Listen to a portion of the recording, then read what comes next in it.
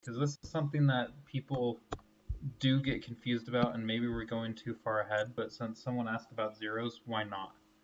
Let's create a new slide. This may be confusing for people because we've been using circles, but from now on, guys, for this moving forward is going to equal a 0, not a circle. So one property of 0 that is interesting is if we had I'm going to represent it by, I don't know. How do we represent nothing, Jaden?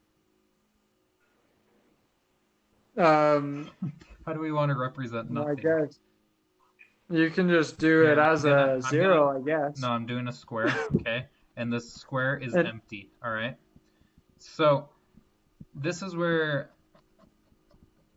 things get interesting. So if I go to the store again, right, Jaden? And I'm like, yay! I found a box of circles. And I go to pick up this box of circles, but there's nothing in it. How many circles do I have? If there's nothing in that box. Well, you don't have any circles. I don't have any circles. Now what happens if I have another box that has no circles in it, and I go get that box? Then you still have no zeros. I mean, then you still have 0. And if I go get a third box? You still have no circles. So that would be 0 plus 0 plus 0, right? And that equals 0. And then if I multiply it... So that would be 3 times 0 if we follow our... Exactly. And what does that equal still? That still equals 0. So 0 is an interesting number in that sense, right? I mean, that's one of the first things is that 0 times anything is always going to equal itself, which... You mean 0? Yeah, sorry. It's always going to equal 0.